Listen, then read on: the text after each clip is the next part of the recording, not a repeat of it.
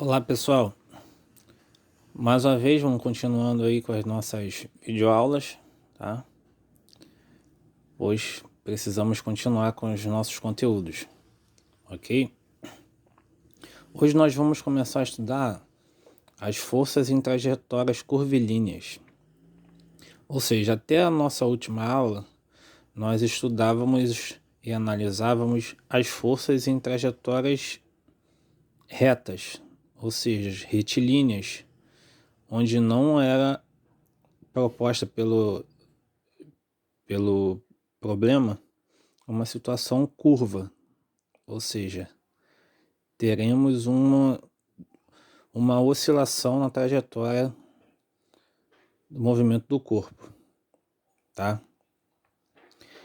Então, para as forças em trajetórias curvilíneas, a gente precisa saber o seguinte: ó.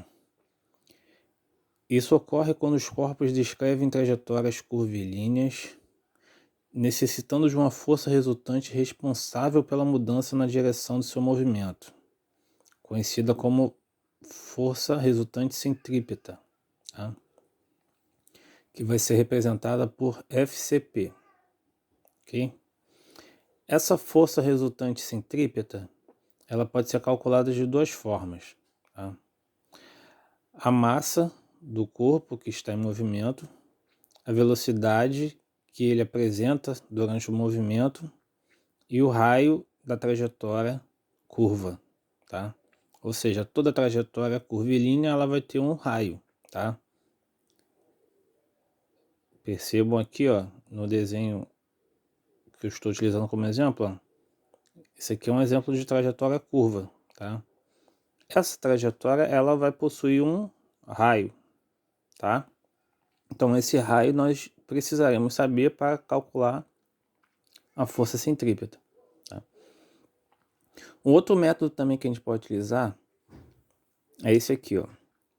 A força centrípeta ela vai ser a massa do corpo em movimento multiplicado pelo quadrado da velocidade angular vezes o raio, tá? A velocidade angular ela é medida quando nós estamos calculando as grandezas nos movimentos circulares, tá? Para quem não lembra de movimentos circulares, vai ter que dar uma relembrada aí, ok? Lembrando que qualquer dúvida, só entrar em contato. Então nós teremos algumas situações especiais, né? Casos notáveis nos movimentos curvilíneos, tá?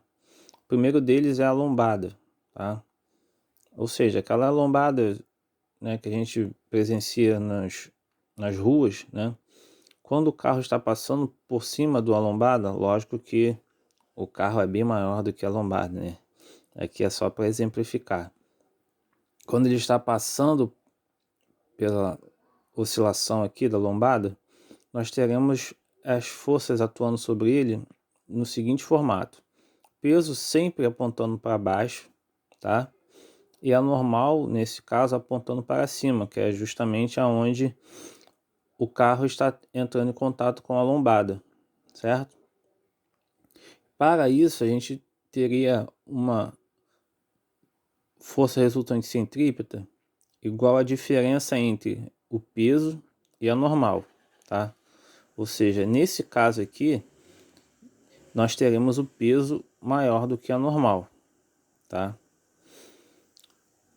O resultado disso seria a minha força centrípeta, que é a massa vezes velocidade ao quadrado dividido por R, que é o raio, ok? Então, um exemplo, no enunciado, ele informou que um carro com um peso de 1000 newtons passa por uma lombada, tá? E precisa saber a normal desse corpo, né? O normal desse carro ao passar pela lombada, tá? Nesse caso, nós utilizaremos o valor do peso, a massa, que a gente vai encontrar através também do valor do peso, velocidade que o corpo estiver se apresentando durante a passagem dele por cima da lombada e o raio dessa lombada, tá? Nós veremos exemplos com números, com valores mais à frente, tá? E uma situação inversa da lombada é a depressão, ou seja, um buraco, por exemplo, numa pista e o carro está passando por esse vão, né, por essa depressão, tá? Na depressão, nós teremos também o peso apontando para baixo, tá? E a normal apontando para cima. Porém, nesse caso aqui, a normal ela vai possuir um valor maior do que o peso, tá? Porque a depressão ela estaria forçando o carro para cima, ou seja, ela provoca com que o corpo, o carro nesse exemplo, ele saia da depressão, tá? Quando ele estiver em movimento, com uma velocidade, ele vai passar pela depressão e vai ser lançado, né? Vamos dizer assim, para fora da depressão, para fora do buraco, tá? Então a nossa resultante centrípeta, né? Força resultante centrípeta vai ser calculada através dessa expressãozinha aqui, ó. Normal menos o peso igual a massa vezes a velocidade ao quadrado dividido por R, tá? Lembrando que esse termo aqui, ó, massa vezes velocidade ao quadrado dividido por R, tá? Pode ser substituído também por essa expressão aqui, ó, de cima. Massa vezes velocidade angular ao quadrado vezes o raio.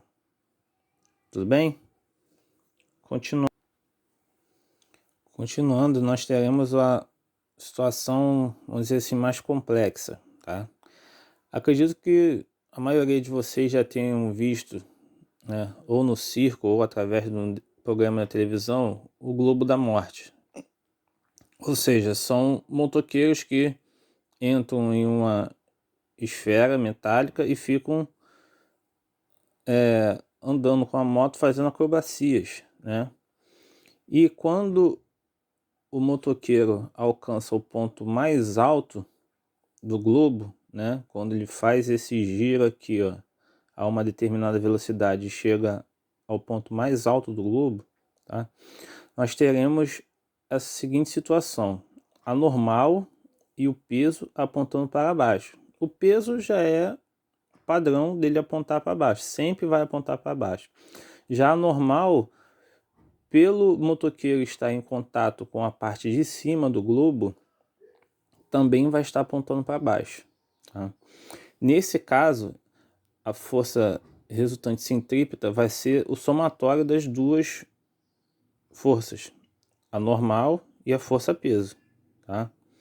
Então tá aqui, ó, o motoqueiro realizando manobras no globo da morte, como representado na figura, nós teremos a força resultante centrípeta expressa por essa equaçãozinha aqui, ó, tá? Aí vocês vão perguntar, ah, professor, mas eu tenho que gravar todas essas situações, todas essas expressões? Não, você só tem que lembrar da primeira parte, porque a segunda sempre vai ser igual a isso aqui, ó. Lembra da massa vezes aceleração, que é a segunda lei de Newton? Aqui é uma variação da segunda lei de Newton, porque a aceleração no movimento circular, ela vai ser igual a velocidade ao quadrado dividido por R. Ok? Então, o que vocês têm que atentar é essa primeira parcela da força centrípeta, tá? Que é ela que vai poder mudar. Pode ser peso menos a normal, pode ser peso mais a normal, pode ser a normal menos o peso.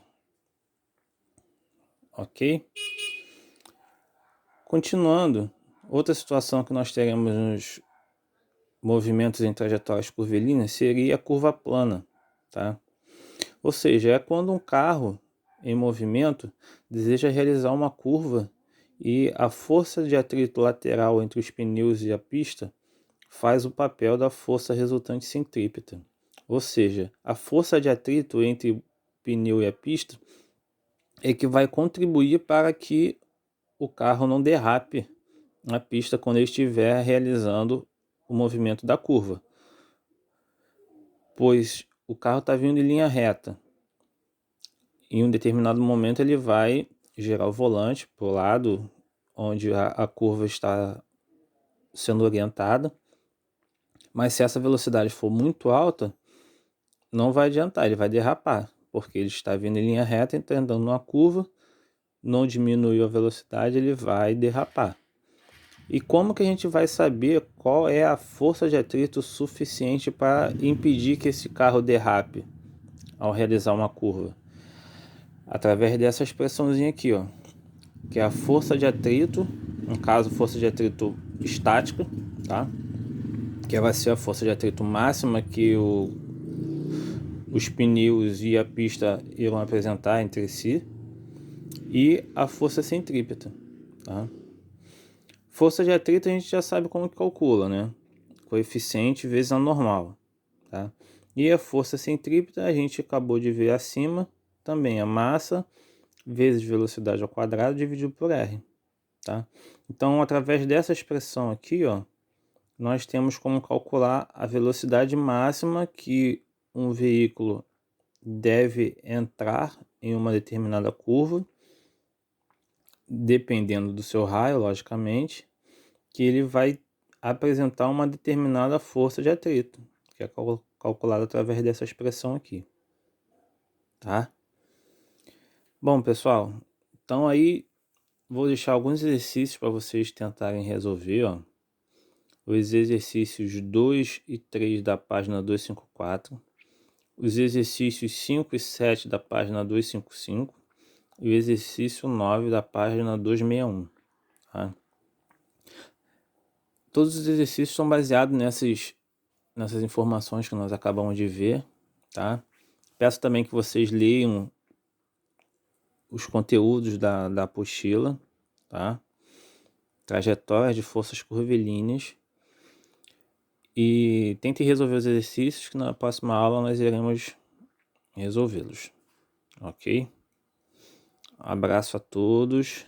Qualquer dúvida, entre em contato comigo através do e-mail, tá? Estou aí sempre à disposição, tá? Cuidem-se e até a próxima aula. Um abraço.